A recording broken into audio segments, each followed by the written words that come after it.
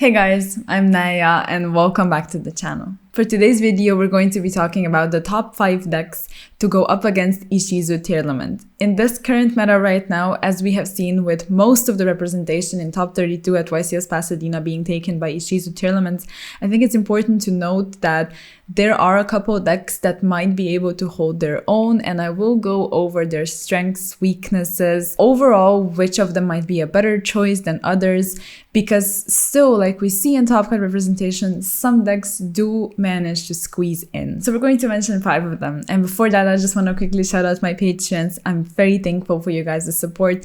A Patreon makeover, like I said, is coming very soon, so make sure to keep an eye out for different tiers, perks and all of that.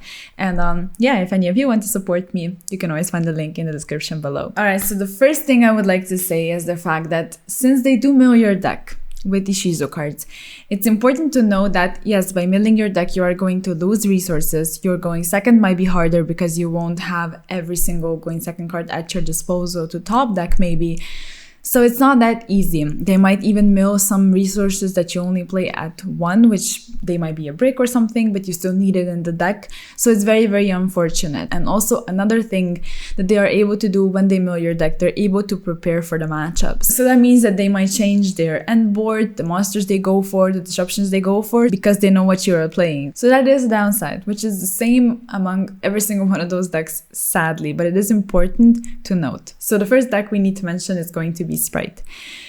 Overall, looking at Sprite, it has always been this deck which is just able to put up a decent board, play a lot of hand traps as well in the main deck if they want. So you would end up on a board with some negates, interactions, with preferably hand traps in the hand or follow-up.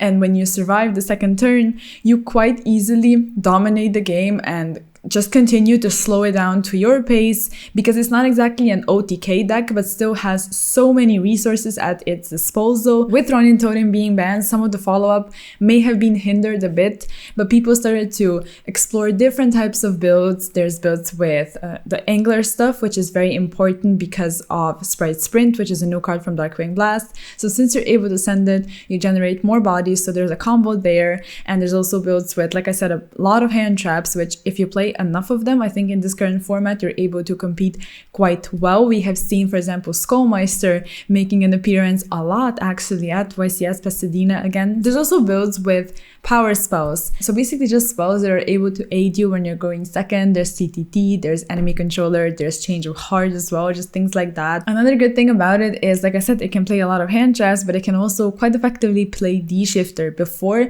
D-Shifter would hinder your frog plays, but right now the only thing that it hinders is Sprint sending Angler from deck. So that's something to keep in mind if you're playing against a Sprite player. You know, everything needs to be banished, so they cannot go for any Sprint plays effectively in a turn where Shifter is active. So that's something to keep in mind. But Shifter being such a strong card to go up against Tearlament, of course, a deck that's able to run Shifter is immediately going to be better. Then there's also builds which are aimed strictly to go second. Like, you are able to go through a board if you play enough cards to combat this current meta. So, for example, I'm talking about Bestios. A lot of Sprite builds, since they have so much space, are able to fit in Bestios, which again are just an insane card against Tearlaments. So since I said, you know, you don't normally OTK, there are options. You have Cat Shark, and the Cat Shark OTK is there at your disposal if you just want to seal off the game quickly.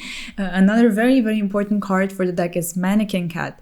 Just being able to grant you pretty much anything you want from your deck is kind of insane. Like, you're just able to summon out any kind of resource you want, any kind of floodgate that's useful against Tearlaments as well, obviously. So basically the deck, like I said, has been changing a bit, but it did get Sprint, it did get Double Cross as well, a trap card in Darkwing Blast, so it's still able to compete. And since it was strong before, if you really master it, I think you can go a long way if you take it to an event, and that's why, to me, I think is the best deck to go up against Tearlaments right now. So the next one we have is going to be Flunderies. We cannot avoid that. Flunder has been a very strong contender for quite some time now, and effectively it's able to run Shifter. That's mainly why it's doing so well, I would say, because some of the downsides might be its struggle with consistency, because we know it's very much present when it comes to the Flunder deck. But still, you have the pot cards, you have ways of granting consistency to your deck on top of you being able to run Shifter. There's also builds with the Bestios, like I mentioned them before. The only thing to keep in mind, if you're going to be playing Bestios, you cannot use them on the turn you play Pot of Duality, which is also a card in your deck, so that might be a bit of a clash there, but still, I do think it's probably worth running them, although I'm not a Flunder player, I'm just guessing. But basically you have this board that you establish, you're able to disrupt your opponent with the trap card, with Raiza. We all know by now what the deck does. Also Barrier Statue, a huge one. They need to sacrifice their normal summon to be able to beat over it, which is really, really strong. So you being able to basically floodgate your opponent, and also just to be able to put up disruptions when the play goes back to you. Again, you establish a board. You have some extenders as well, like the map, the quick play spell card, Advent Adventure. Like there's just a lot of things that the deck can utilize. They have so many resources since everything keeps returning back. So yeah, Flunder, like, it is also one of the top contenders right now, I would say, as we have seen from the pie chart at YCS Pasadena. Now the next one, I just quickly want to mention Exo Sister as well. Similarly to Flunder, it gets sort of carried by Dimension Shifter. Again, it's one of those decks that's able to play it, which is nice in the meta, just swarming with Ishizu Tearlament. But something to keep in mind, Exo Sister, at least to me, does not seem like just itself as a great deck. It doesn't seem that strong. It seems quite fragile. It did get Martha, it did get Returnia as support, which did a lot for the deck. But without Shifter, to me, it just seems like it's not really able to compete. So I don't think I would gravitate towards a deck like that. If you have something like Flunder, which basically does the same thing but does it a bit better. So that's just my personal opinion. It's still an option for you. You do interact with your opponent a lot when it comes to banishing from the graveyard, and right now, if they do it because of Kildo or Mudora, they are going to trigger your Exo Sisters, so that's something to keep in mind. So there are options for you to do well with the deck, I would say, but to me it does seem like a worse Flunder, so there's that. The next one on the list is going to be Draco Slayer. So the new Draco Slayer cards are really, really strong. Like the deck is able to put up different boards. You end on so many different things depending on the cards you draw, the combo you go for. You can also deviate mid-combo to maybe play around Nibiru to just prepare your board for very specific things. So you're able to go into Appaloosa, a Savage, a Titanic Galaxy. You have so many different options. One of the most important one is probably the Scythe Lock, because you are able to do it because of Entis. You actually summon Entis in your combo, which is so cool to me. So you're able to Scythe Lock your opponent. Another big thing about it is it's able to search Necro Valley. So a searchable Necro Valley is really strong right now. There's also the advantage of people just not knowing what the cards do. Usually people aren't that aware what Pendulum stuff does by itself. And now with new cards, like I doubt a lot of people are going to just learn what the deck does. Although we should probably know every single deck that comes out, but you know how we are, like you're not going to learn everything probably. So by being able to know your deck better than your opponent, they might disrupt certain things which don't really hurt you. They might just make mistakes, which normally they wouldn't if they knew your deck. So there's an advantage.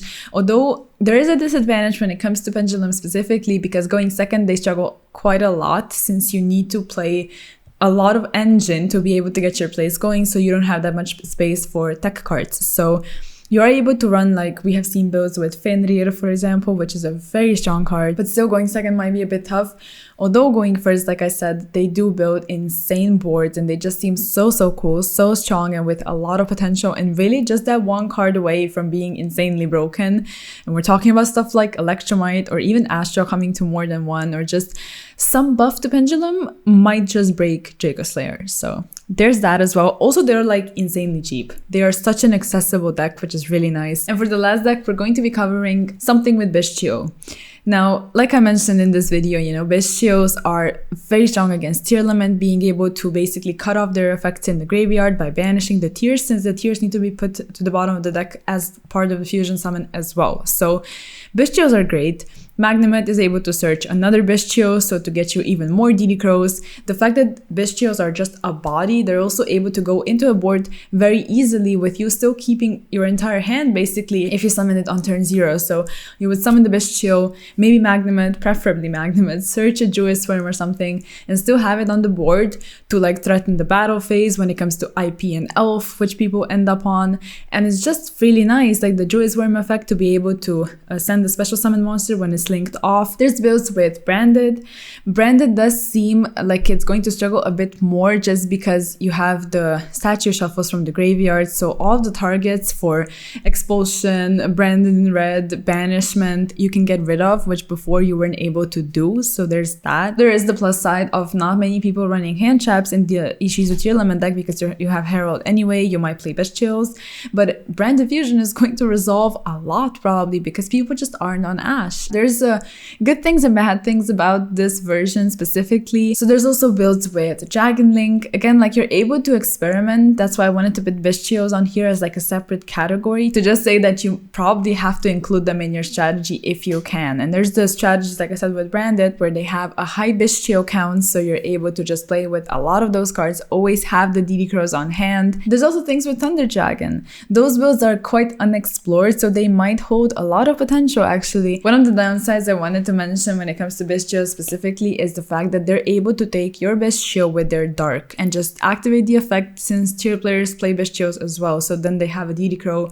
for your turn, so they plus off of your Magnum basically. So that's probably the only downside, other than the fact that overall the power of those decks might be quite lower than the power of tier Ishizu, but still it is an option for you. Alright, so it's the next day. I realized that I was that tired yesterday that I never recorded an outro. So now I'm editing and I just want to finish. But then I realized that the recording just stops. Like what I do is like I look into the camera and I just yawn and I stop recording. So I never recorded the outro. So here I am the next day just saying that. Thank you for watching the video. Let me know which decks are you playing in this current format. If it is Ishizu tier or if it is a deck that's going to counter Ishizu tier. And also let me know what you thought of the video. And if you liked it, of course, like it. Sub to the channel. Check out all of the social media. And I'll see you in the next one. Peace.